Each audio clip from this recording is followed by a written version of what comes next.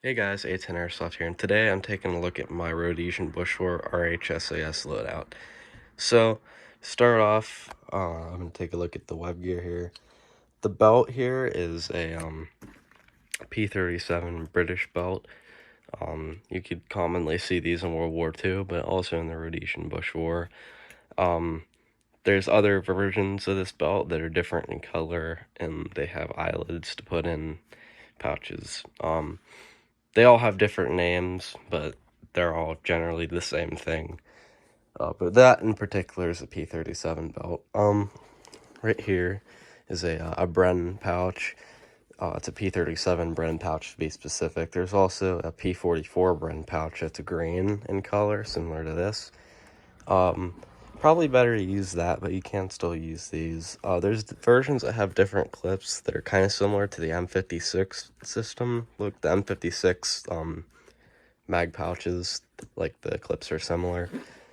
You can use those, but you want to have Bren pouches if you're doing an RHSAS loadout because they're really big and you could hold a lot of magazines in them. But you can also use, there's an FAL mag pouch or an L1A1 mag pouch. Those are common to see because the L1A1 was like the most, I suppose it's the most commonly seen service rifle in the Rhodesian Bushwar. But there's many other options you can use, so that's why I recommend the Bren pouches, because you can fit just about any mag you could think of in there.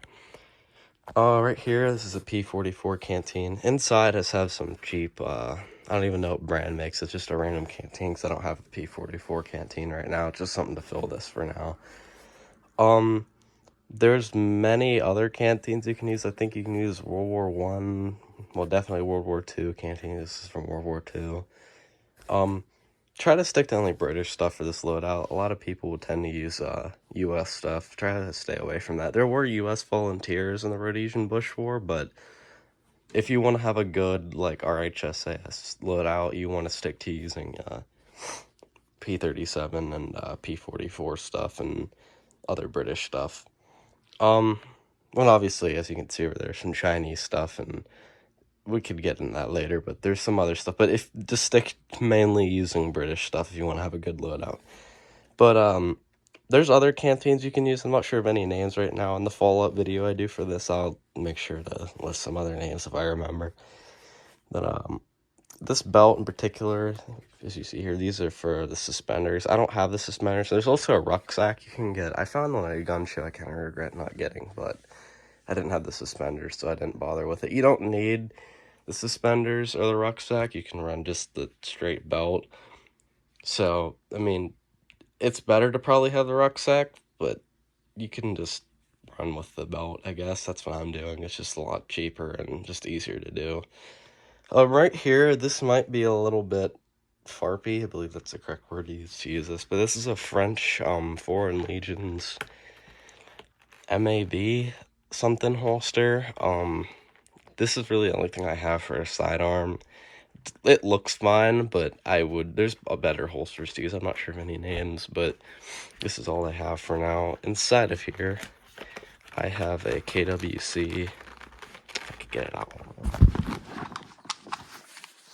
I have a KWC Luger P08. It's a really simple gun, not really much to it. It's CO2. It'd be better to use a Browning High Power or P38. You could see P38s pretty commonly. 1911 wouldn't be that bad to use, but this is just kind of a filler item for now until I get something better. Moving on to the, sorry, voice crack there. Moving on to the uniform. I don't really have much of a uniform right now, but, all I really have is these green shorts, which you could really commonly see shorts being used. There were shorts in the French lizard camo pattern, which is a lot better to use. Same thing with the boonie hat. I just have a green boonie hat. It's definitely much better to use a boonie hat or shorts or a shirt or a field jacket and well, not a field jacket, but a jacket in the French lizard camo or the brushstroke camo, which is also kind of a good item to get for if you want to do certain Vietnam loadouts too. So if you're into Vietnam stuff, this would be would be a good camo to invest into getting. In the future, I'd like to get some brushstroke camo, but it is kind of hard to come by in certain circumstances. Moving on, I'm looking at, well, this is a Type 56 Chicom chest rig. This is for AK mags. As you can see, I'm using a Romanian AK here. Russian and Soviet stuff was really commonly used by the RHSAS. They used RPD, RPK, a lot of different variants of the AK, so it was really common to see captured Chicom chest rigs. I have 3 AK mags in here right now, and also I have a Type 56 drum mag pouch, which I do have a drum mag in here. I'm not sure if you could see these, I'm not 100% sure, but it looks fine, and if you have a drum mag, it's not a bad thing to pick up. You can use it for many other loadouts. Moving on, we're looking at the gun here. I'm using a Romanian AK. This is made by D-Boys. It's a pretty solid gun. I just got it not long ago. I did have a little problem with the mag release here, but I just put rubber bands on it to hold it in place better. As you can see, it has a side folding stock here. If I could get it unfolded, there we go. I have a steel flash hider on here. It's a really solid gun overall. I have the PPSH sling on it. It's really comfortable. The wood's really high quality. I got it for like $180 off Airsoft GI.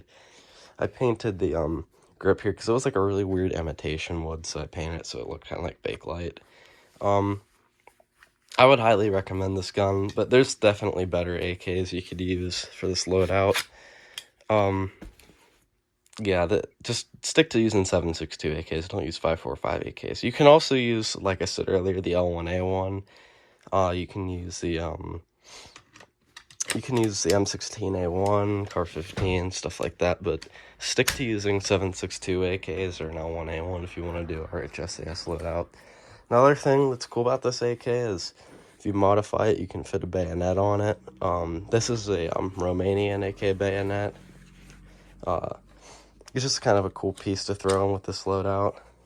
It's probably better to use a Soviet one, but they all look about the same, so it's not that bad to throw it in. I feel like I'm forgetting something here. I don't think I am. I mean, there's definitely things I've left out, but I'll cover that all in the next video. But this is all I have for now. Once I get more stuff, I'll do a follow-up video. I'm definitely going to be getting more guns for this impression, so I'll be sure to throw them in. I do have some other guns, but they're not the greatest for this, so that should be about it. So thanks for watching. Goodbye.